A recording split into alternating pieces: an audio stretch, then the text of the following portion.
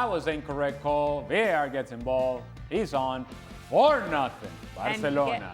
And you get the shoe shining Selly. Okay. I love me some of that. Love me some of that, as I'm sure Hansi Flick is absolutely loving some of this. So, Ale, no problem. Forget that highlight. No problem. No. And I don't know whether it's because they have this makeshift lineup today, but actually the line of Barcelona wasn't as crazy high as it usually is.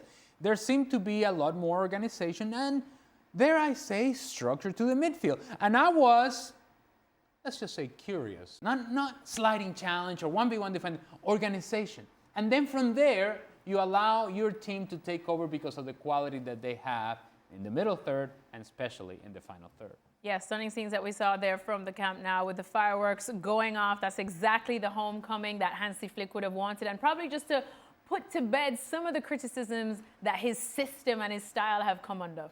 Probably. I mean, it has to be said that Athletic Club didn't test them enough today. So we all talked about the weakness of Barcelona not being well organized defensively.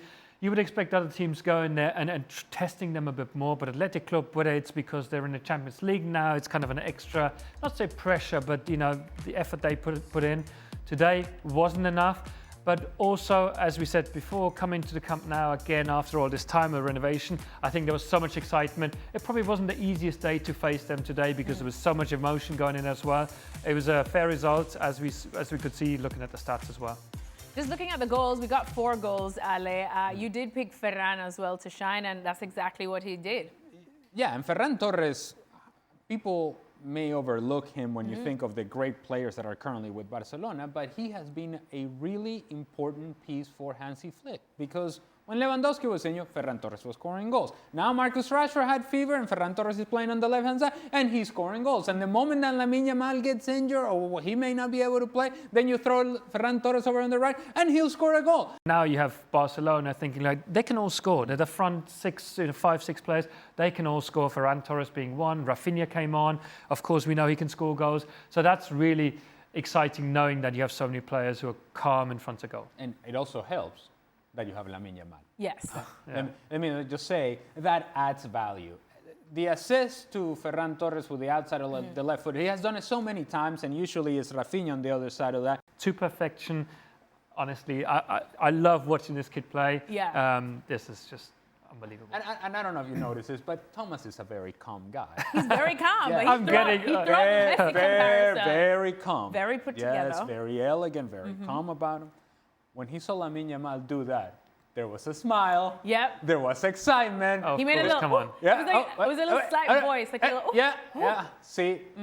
And if we can get Thomas excited, then you know we have something special. I would do the shoe polish celebration. right. No, listen, Polish with this team, I would. Oh. You know, if you have such a teammate, he deserves it all day long. I mean, if he's scoring for you and then he's serving up passes like that to you, you'll take it all day long. But look, I know that Lamine Yamal, we want to call him the future because he still is so young, but he really is the right now, and we know that he has a long career ahead of him. But with the Lamine Yamal hype, we almost forgot that there is still such a stalwart at Barcelona, and that is Robert Lewandowski. I mean, I keep saying it, death taxes, Robert Lewandowski goals, all guarantees in life, Thomas, but he did have a little moment where he dropped off. Everyone was wondering if maybe his time at Barcelona and his career is going to come to an end sooner than later, but he's proving us all wrong.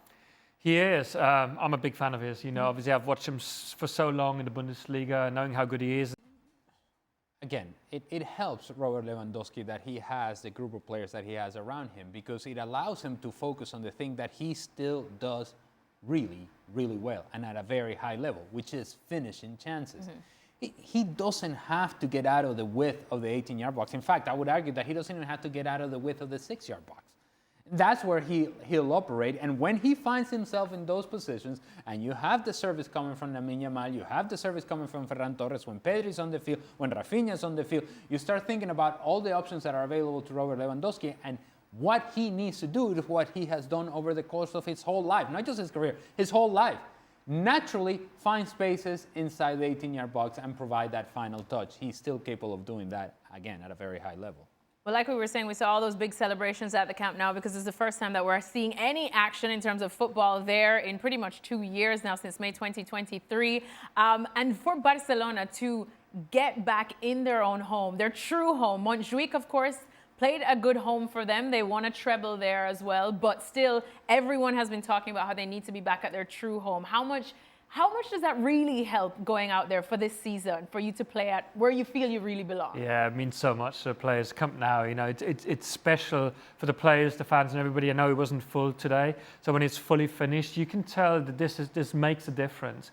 And I'm not going to say we saw all of it today, but overall, this is like your home ground. You want to be back as soon as possible. They are back now. And look, I don't want to be the person who points this out, but they've been selling this story as if it was only a matter of time before they went back to Camp Nou. It's been a long I'm actually time. surprised that they're back at Camp Nou when you see how unfinished this stadium actually is. But hey, no place like home. No place like home, but there's certain things. Yeah, it's not like they're missing one chair here and one chair there. It's missing like a lot. a whole section worth of chairs that they're missing. They'll get there. Some of us just operate on a Oh, much later time like, than others, right? I But we guess still get the so. job done. Well, That's eventually. all I'm trying to say. That's all I'm trying to say. Eventually. All right, well, up next for Barcelona, they do have a challenge in Chelsea, the world champions. Chelsea winning today against Burnley in Premier League action. What can we expect from this type of a matchup, Thomas, do you think? Super exciting, definitely. But Chelsea, you know, I still don't know where to put them because there are games when you think they're one of the best teams. We know they won the Club World Cup in the summer. So they've got all the talents, so many exciting players like Estevao in particular, the guy we've been talking about lately. And Barcelona, we've just seen. So one of the best matchups you can get. We talked about Bayern, Arsenal, but Barcelona, Chelsea is another game. It's like, yeah, bring it on. I want to watch it. It is going to be a good game, Ale. What are you expecting from this one? Because as Thomas said, we still are kind of on the fence as to what to expect from this Chelsea or to see them be as consistent as the world champions tag would suggest. Oh, we're still waiting to see what the real version of Chelsea is. We're also waiting to see if this is the real version of Barcelona, defensively speaking. And so while Chelsea have their inconsistencies, offensively, they can hurt you.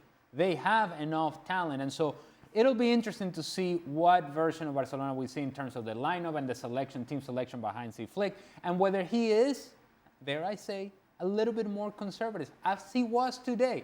This team was not standing on the midfield line as they have been over the course of the season. They were 20 yards back from there. That doesn't happen by accident.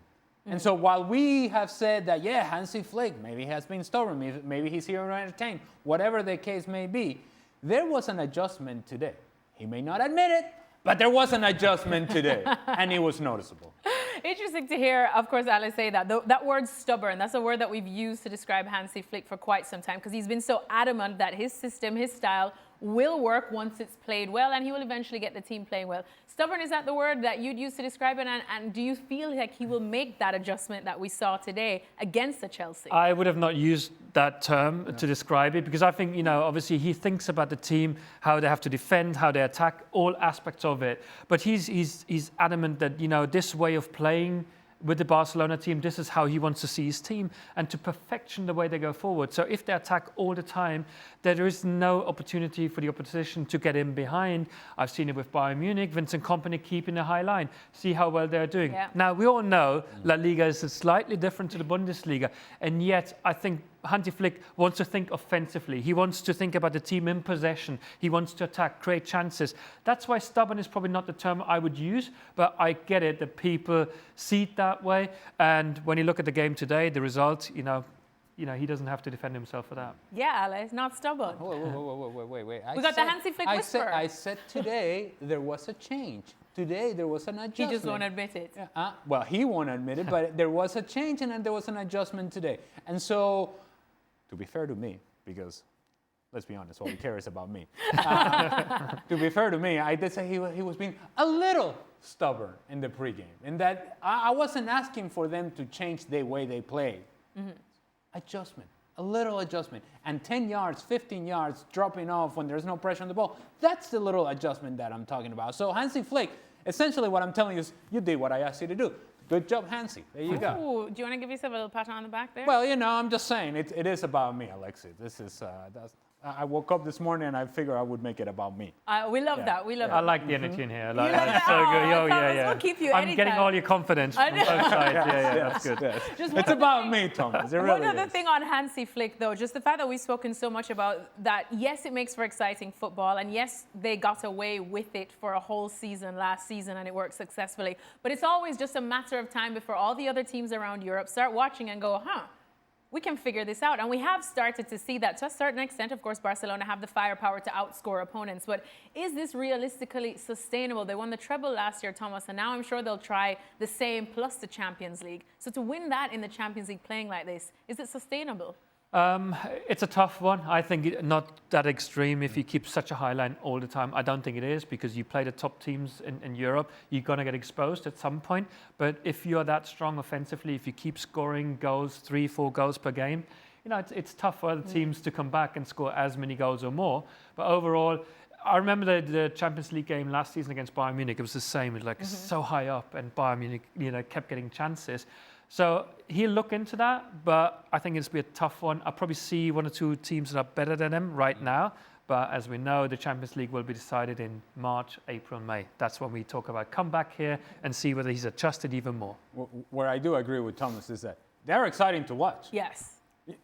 You want to watch a Unless you're team. a defender. Well, you want to watch a team that you know is going to score goals and that you know is going to give up chances. It's going to be back and forth. It is Barcelona. So you want an entertaining team, Barcelona should be your team, because there's no doubt that no matter who they play, because it really doesn't matter. They could play the best or the worst. They're going to have chances, and the team that they're playing against are going to have chances as well, which makes them, by definition, entertaining. So if that's what Hansi Flick is trying to do, well done, Hansi. Well done, Hansi. Do you still have his number?